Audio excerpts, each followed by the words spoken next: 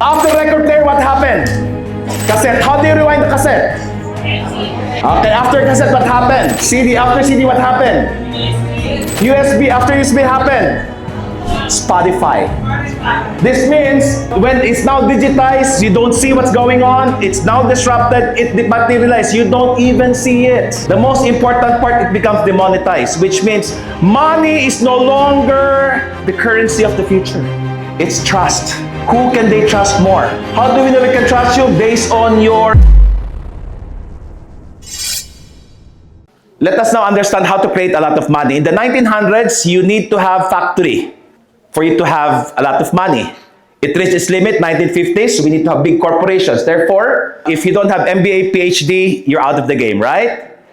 Today, it's no longer about highest education attainment. Tama ba? Because we are now in the attention economy.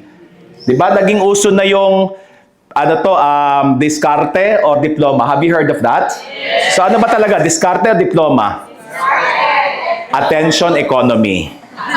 Right? Whoever has more attention will create that brand. Okay? Now, when the digital revolution happened, it started with the battle of hardware, pagalingan. Then, it has reached its limit. It now reached to the battle of software. It has reached its limit. Now, it's the battle of personal brand. Kilala niyo si Rosmar? Yes. Ay, grabe. No? She's now bigger and better than Likas Papaya, bigger and better than Safeguard, simply because of what? Personal brand. Can you say that? Where to begin? Personal brand. No? So, very important is for us to understand. This is actually how this works. How many of you here, no, malalaman natin sa edad dito, bago ka makarinig ng music from the radio, you have to listen from it from a color block na bilog, tapos meron siyang pin na ganon. Ang tawag doon? Record player. No? Kilala natin ang mga kaidaran ko dito. Now, after record player, what happened? Cassette. How do you rewind the cassette? Okay, after cassette, what happened? CD. After CD, what happened?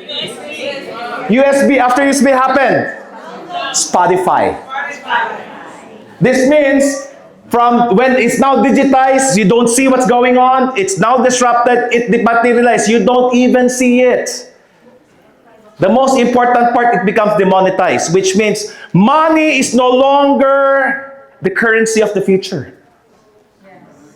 It's trust. Who can they trust more? How do we know we can trust you? Based on your social media assets. Is that making sense? Yeah. Why? Because we're making it democratized, available to anyone and everyone. You know, may manang at 67 years old, while she's cooking, say, Alexa, play Christmas music. Right? My driver has an iPhone, and I take a look at on his photo, 3,000 photos, before Agfa and Kodak, ano yung maximum shots? 32, 36 plus 2. Pag Agfa, tama? Can you imagine? But this is now all available. What I'm asking you to do right now is to think the endless possibilities. If you fish from the ocean versus fishing from the aquarium, it's like the 12 shots and the multi-billion shots you cannot even imagine that you can do. Simply because of, again, digital transformation.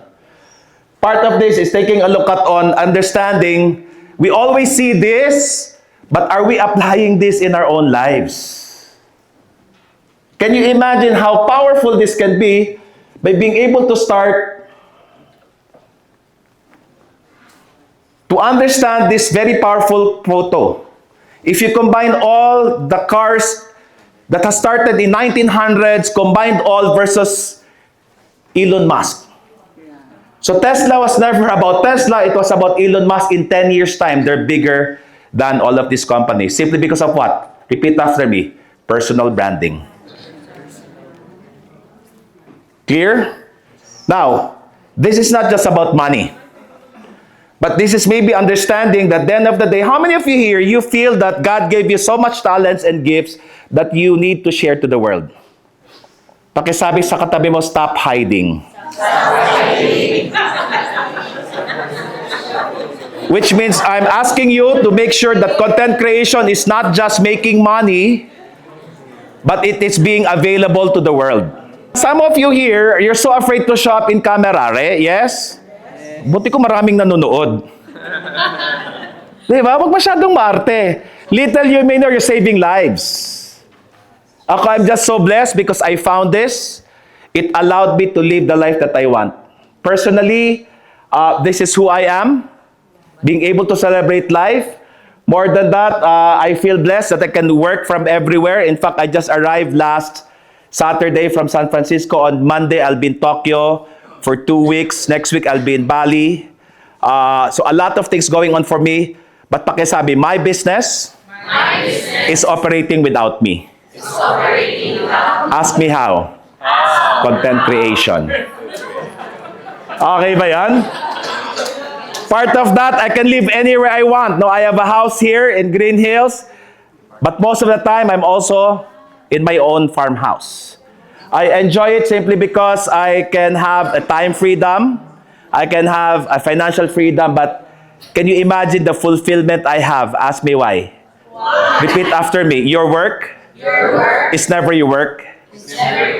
It is a perfect expression of your personal evolution. Anong ibig sabihin? No? The longer you get, the more you are not passionate about life. When you become a content creator, which means you now have a golden opportunity to make sure umaayos ka. You're getting better every day. So basically, you're evolving. You're creating a new set of you. Why? Because your audience, your follower will now start to see you create whatever you want to create.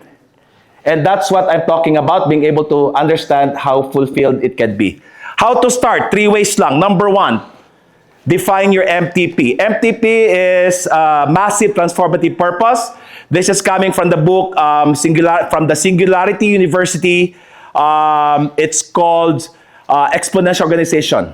Okay? What are exponential organizations? These are actually unicorn club company, wherein these companies who in the US, before you become a $1 billion company, it will take you 50 years. Right now, in less than 10 years, you can be. You can even be in trillion. Why? One common about them is all about MTP. Can you repeat? Everyone repeat after me. Massive.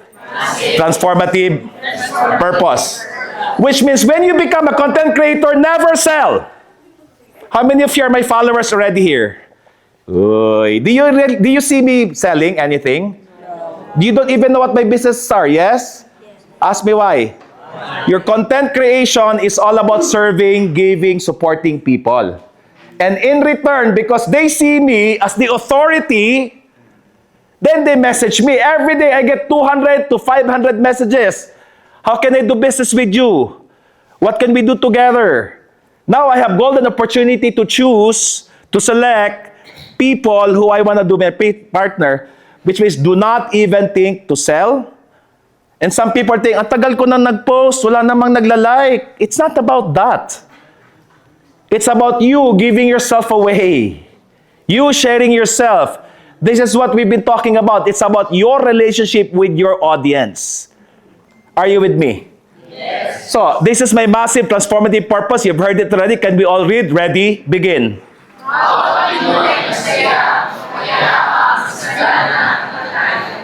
Every Filipino happy. Every Filipino peaceful, prosperous, but above all liberated. That is coming from the bottom of my heart. Hopefully, you join me. By being what? Pakisabi sa katabi mo, be a content creator. Be a content creator. Do you believe that the world is so dark today? Yes? Okay, that's a question. Do you believe that the world is so dark today? Yes. Ask me why. Because a lot of you who do have the light choose to hide. And a lot of people who choose darkness are more available out there. It's scary. Scary. So samahan nyo kami to create a positive impact using social media. Are you with me? Yes. Number 2, ask for support. I'm old. I'm 53. I don't do anything. Good thing.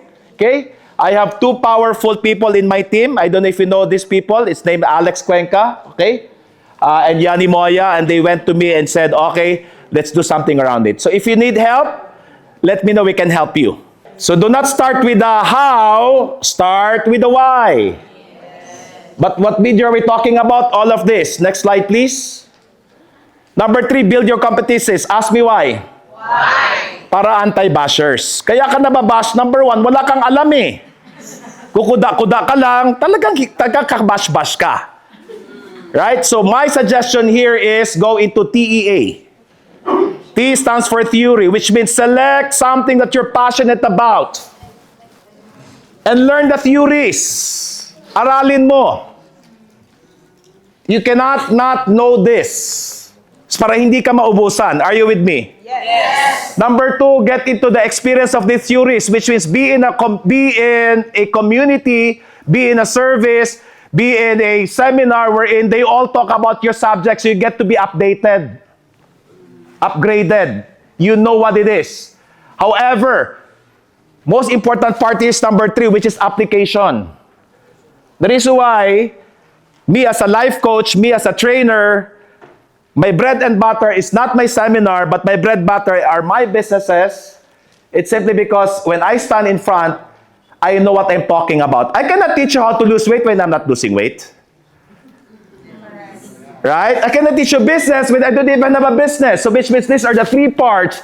If you want to sustain, ask me why. Why? It's a long-term game. Sabi nga ni Simon Sinek, it's actually playing the what? Infinite game.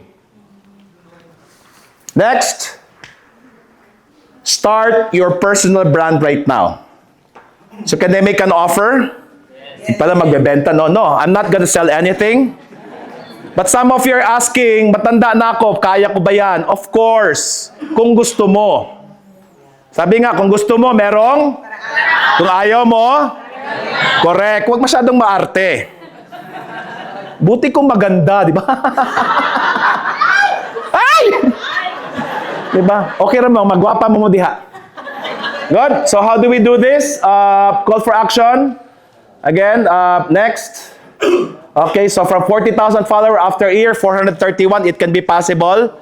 Okay, another one is from 78 to 134. This one is also from Sun Life, from 1,000 to 24. Ladies and gentlemen, it's an honor and privilege for me to support you today. My name is Ras Suson, and I'm so blessed to be here today. Thank you.